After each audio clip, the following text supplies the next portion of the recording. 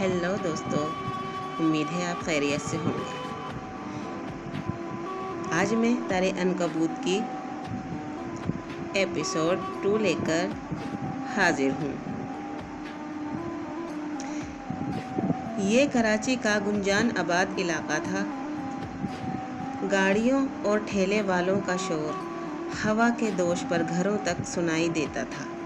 रोशनियों और बाज़ारों से सजा ये एक कारोबारी इलाका था। किसी ज़माने में ये कच्ची आबादी कहलाती थी, पर अब ये एक कॉलोनी की शक्ल इख्तियार कर गई थी। सुबह के 7 बज रहे थे। लोग अपने अपने कामों पर जा रहे थे। पूरे मोहल्ले में पराठों की और मुख्तलिफ खानों की खुशबू फैली हुई थी। जल्दी करो रुबाब, शहरोज़, स्कूल को देर हो रही है। अम्मी ने किचन से आवाज़ लगाई। जी अम्मी, बस अभी जाते हैं, दोनों ने एक आवाज़ होकर कहा, और कार्टून ख़त्म होते ही बस्ते उठाए और स्कूल के लिए रवाना हो गए। शहरोज़ भैया एक प्राइवेट स्कूल में पढ़ते थे। अब्बू को बड़ा अरमान था उन्हें पढ़ाने का। शहरोज़ भैया शुरू से ही शरारती थे। आधा दिन स्कूल जाते और बाकी आधा दिन बस आवारागर्दी और शरारतों में गुजारते। अम्मी ने कितनी बार अब्बू से कहा कि ये सारा दिन यूं ही आवारागर्दी करता है, उसे किसी काम पर भी लगा दो।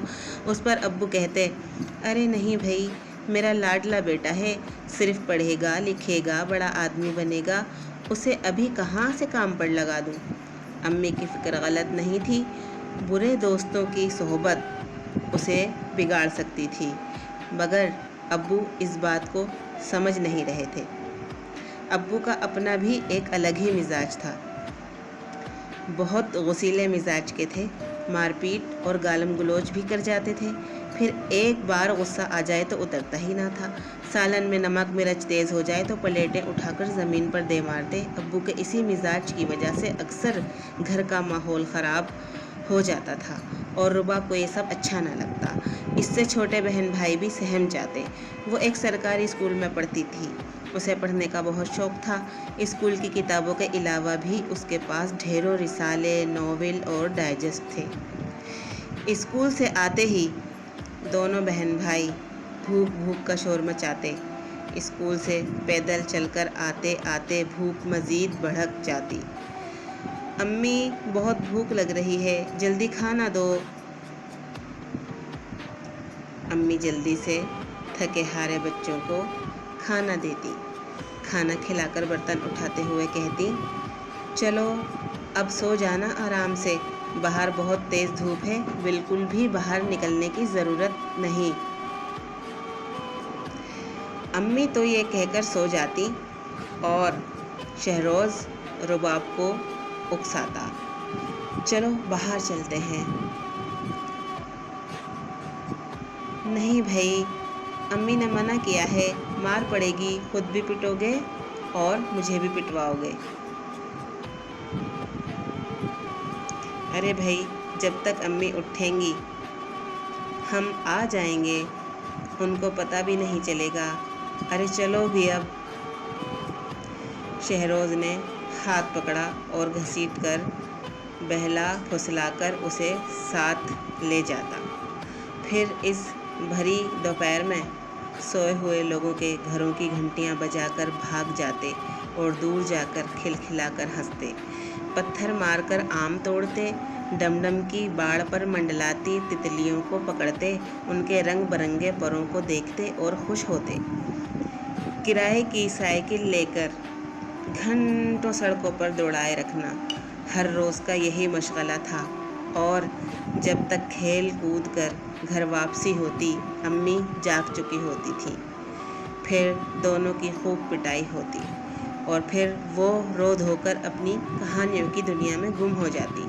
उसे ये दुनिया बड़ी अच्छी लगती थी। वो जो भी कहानी पढ़ती उसका हिस्सा बन जाती। उसे महसूस होता जैसे वो सिर्फ पढ़ ही नहीं रही, बल्कि अपनी आँखों से सब कुछ देख भी रही है। एक दिन की बात है, कोई 4-5 बजे थे। शाम की धूप में अभी शिद्दत महसूस हो रही थी। वो और शहरोज़ गली के नुक्कड़ पर बैठे थे। शहरोज़ किसी शरारत का सोच ही रहा था कि उसकी नज़र सामने पड़ी। ایک عورت شاید آفس سے آ رہی تھی۔ سانولا رنگ دھوپ کی شدت سے اور بھی سانولا ہو گیا تھا اور میک اپ نے چہرے پر عجیب و غریب نقش بنا دیے تھے۔ وہ آنٹی بہت ہی ڈراؤنی لگ رہی تھی۔ شہروز نے رباب سے کہا، وہ دیکھو سامنے سے جو آنٹی آ رہی ہیں بالکل بھوتنی لگ رہی ہیں۔ تم انہیں زور سے آواز دو اور کہو، آنٹی آپ تو بالکل بھوتنی لگ رہی ہیں۔ رباب نے فوراً کہا، نہیں بھائی تم پٹواؤ گے مجھے، میں تو نہیں بولتی، تم میں ہمت ہے تو خود کہہ کر دکھاؤ۔ اچھا یہ بات ہے تو پھر دیکھو۔ شہروز نے رباب کا ہاتھ پکڑا اور زور سے چیخ کر کہا، ارے آنٹی آپ تو بالکل بھوتنی لگ رہی ہیں۔ اور وہ دونوں تیزی سے گلیوں میں گم ہو گئے۔ ایک جگہ رک کر دونوں نے ایک دوسرے کی طرف دیکھا اور ہاتھ پہ ہاتھ مار کر کھلکھلا کر ہنس پڑے۔ 1-2 گھنٹے بعد کھیل کود کر گھر پہنچے۔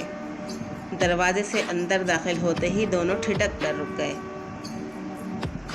اور دونوں کی آنکھیں پھٹی کی پھٹی رہ گئیں۔